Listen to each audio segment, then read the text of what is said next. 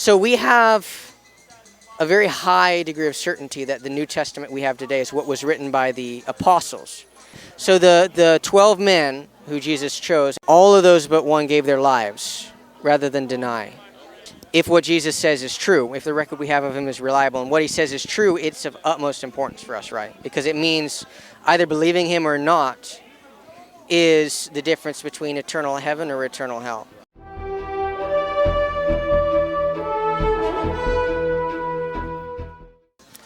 All right, we're out here with Warriors for Christ on the streets of St. Augustine, Florida, trying to do spiritual interviews, have conversations with people about the gospel. So here we go. Yeah, dude, I seriously am impressed by that beard. That is an awesome beard. That's an awesome beard. What's your name? Neil. Neil, nice to meet you. I'm Hudson. So we're out here doing spiritual interviews. I'm just talking about spirituality with people. So I just start out by opening it up to you. What do you believe about spirituality? You believe in it at all? You mean kind of like in the afterlife kind of view of it? Yeah. What happens to us after we die? Are we just material beings, just biological creatures? Do we have anything beyond that? I don't know, man. I mean, really, I'm not super religious, so I'm not. I don't really know. I think. Yeah, man, don't hold back.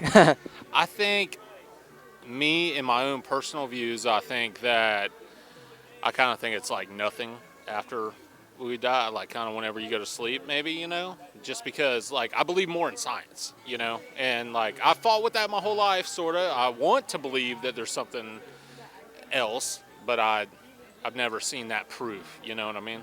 So. Yeah. I think it's really interesting you brought up science, because you know what scientists do. Fundamentally, the scientific method has to do with, right? Well, what do you mean? Basically, so there's a reality, right? Physical reality made up of atoms, and if you go beyond that, quarks and things like that. But basically, what the scientist is doing is investigating the world by observation to figure out what is real, what is reality made of, basically, right?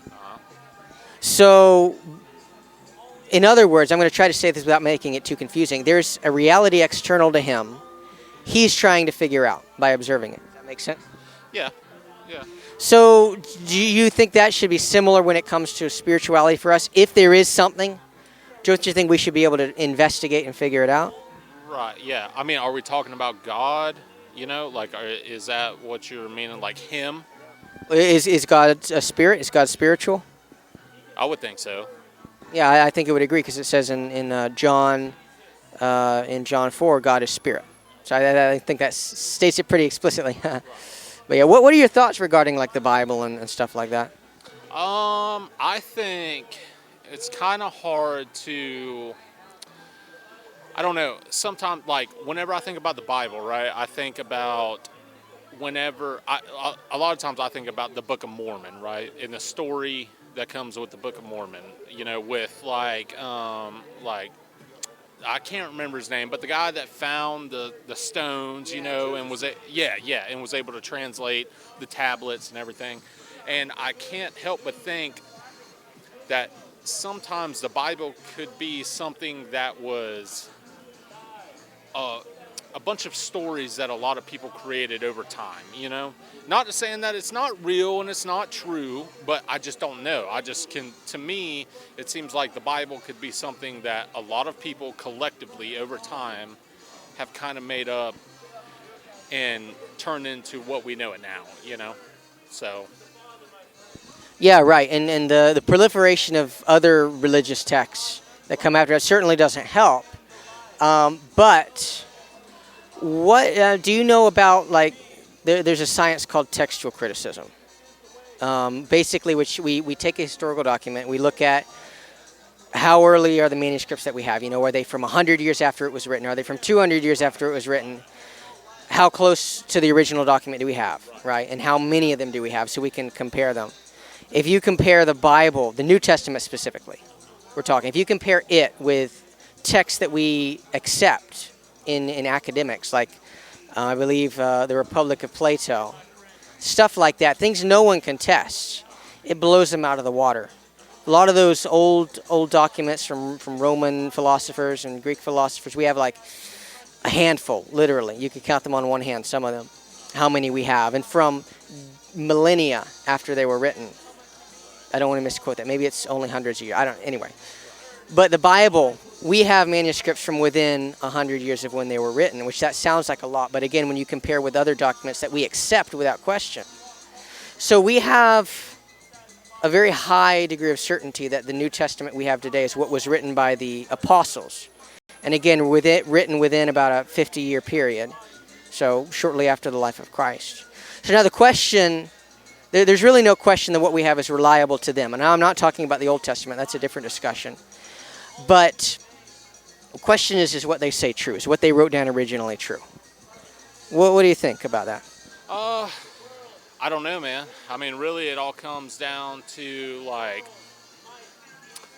I don't know if, I mean, me personally, I just don't know if the whole story of, like, what we know as Jesus, right, being placed up on a cross, you know, and everything, like, I don't know if that wasn't a group of people that wanted to believe in something, right? Because we have religion that has went back for, I mean, centuries and centuries and centuries, all across the world, right? And everybody kind of believes in something similar, but I don't know if that was a time where people were looking, like, how do we know there was a person that everybody considered Jesus, right? But how do we know that that person, that just wasn't a person that everybody was looking for to call a god, you know, or like, or to have some kind of bigger power than what we really know about, you know? Like, for me, I can't help but think that everybody was kind of making this person out to be something that he wasn't really, you know? And I hate to say it that way. I don't mean to make it, you know what I mean? Like, I don't know. Like I said, like, I believe in science myself, and science is something that we can prove, and I'm not saying that I don't believe in religion or that we can just disprove it, but it's not something myself that I just haven't ever experienced anything that I could really believe, you know? Yeah. Yeah. Yeah, I don't want to keep you guys any longer than you have to, but I would like to give you some food for thought on that. So the 12 men who Jesus chose, actually 11 of them because one of them betrayed him, and then they chose a 12th afterward, but all of them but one were killed rather than recant what they said about him, right? By and large, the people of Israel, they were looking for the Messiah, right, which is what Jesus claimed to be, and that would be who they wanted him to be, which they did because they met him when he came into Jerusalem and said, Hosanna, you know, blessed is you comes in the name of the Lord. They wanted him to be that guy, but then they all turned and rejected him, except for this small group, including those 11 men, plus the one chosen afterwards. And all of those but one gave their lives rather than deny. Would they do that if what he did was just a story that they made up? You know? Maybe not. Maybe not. You know, I mean, that's definitely something. Yeah, I wouldn't think so. I wouldn't think that many people collectively would do that without, you know, like, so I know they believed in what they thought was right, you know what I mean? But like I said, man, it's not that I don't believe or like I'm willing to just completely discount it, but I just personally myself, I've never found God, I guess, you know what I mean? So, but I don't discredit it. I don't. Like, I really hope that it's all true and there's something after this, you know? So. Yeah, think about that. Oxford scholar C.S. Lewis said, you know, if what Jesus says is true, if the record we have of him is reliable, and what he says is true, it's of utmost importance for us, right? Because it means either believing him or not is the difference between eternal heaven or eternal hell.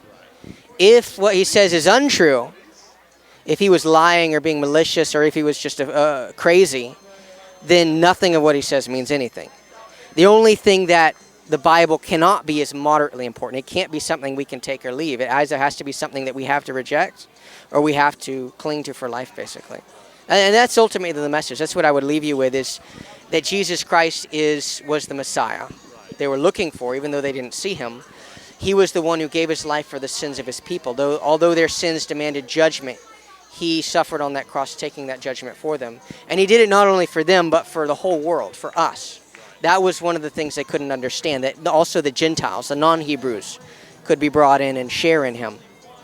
But that's the end of the story of the Bible, is that through Jesus Christ we're forgiven of our sins, redeemed from sin, death, and hell. Without him we remain in those things. So. Okay. Well, I really appreciate it, man. Thank you for taking the time. Yeah, I appreciate you too. Yeah, for sure.